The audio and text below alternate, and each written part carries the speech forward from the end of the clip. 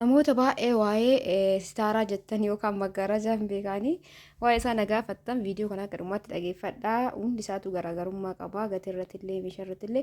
Assalaamu alaikum warahmatullahi wabarakaatu. Akkam jirtan fayyaa keessanii alaamanni isaa namni keessan nagaa isin jedha hordoftoota hundi keessan bakkuma jirtan nagaa naataa isin jecha kallattimaan gara maggaarajaa kanatti isin dabarsa. Maggaarajaan kun maashaallah tabaarakallaa wallaahi gatii isaatu iddii malee carqii turkiiti jedhanii baay'ee takka bareedaadha. Ofii kiyyaallee kan ilaalee argee hubadhee baay'isee bareeda. Wanni isaa jalaa wanni maan jalaa kunuu jechuudha. Gabari maan jalaa kunuu tokko tokko zimbilotu jira beektanii lallaafaan kan lukka'u. Kun haphii ta'ee jajjabina qaba. Kunoo inni gubbarraa kun immoo baay'ee furdaadha. Bakka diizaayinii tana qofatu hababa malee qaamni isaa kun hunduu carqii furdaa carqii orooma qabu jechuudha. Baay'isee bareeda. Eegaa garuu gatiin isaa hedduu takka widdiidha. Meetirri isaa takka malseeneen tanarra na buute ijji maggaarajaa nama laaluu deeme. Majalisallee ajajee maggaarajaa isa wajjin deemuu laaluuf bahee ture.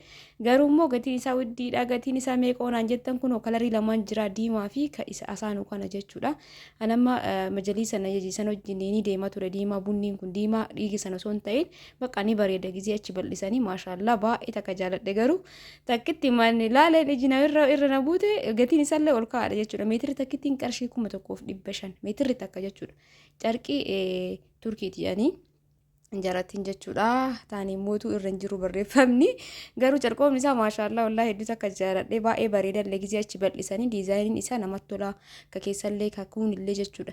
Gatiin maggaarajaa hundaatu garagaraa beekan manni nama seene kun bakka kwaalitiidha jechuudha. Bakka kwaalitii maggaarajaan itti ajajaan laalteettee si keessummeessanii teettee mazgaba irratti jechuudha.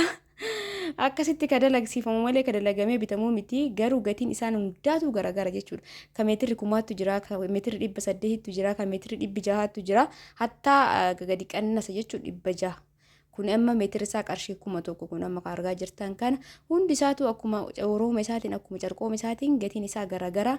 Ka amma shiroo markiin kun qarshii 1000 meetirri isaa jechuudha. Ka gara sachaanu kuni hundaafuu namoonni nagaafattan meetirri isaa uffata irratti hundaa jechuudha. Maggaaraja mata'eef osoo hin ta'in ka gatiin gadi bu'aallee ni jira.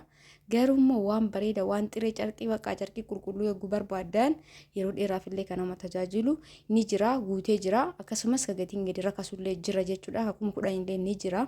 Garuu ana akkuma olseenii bareeda sallaalee maaliif ree majalisa eegaa jajan yoo diqqaate jedhe ka balbalaa kana isuma osoo itti bitattanii jedha gara balbala firiinjidoorii qabdan san maggaarajaa fi majalisni olirraa deema waan ta'eef ka maskootii garagaraa ka gatiin gadi buullee ka gadiin muluma gadi bu'ee orooma dhabee osoo hin ta'in ka imallas kanarra gadi jedhullee yoo ajajattan mirga keessan akkasitti bareeda jedhee yaada akka kiyyatti garuu ka firiinjidoo irraa gatiin xiqqoo ol ka'u osoo kama gatiin bareeda kama carqiin bareeda ajajattanii maaliif ree majalisni birri xiqqaa miti kan itti bayu kanaaf maggaarajalleen ka isuma wajjin deemu osoo ta'ee bareeda kaan margaartan kun xiqqoo gatiin isaa gadi qannasaa kaan irra garuu carqiin isaa guutumaa guututti hin gilchaadha jechuudha gubbarrallee ka jalallee.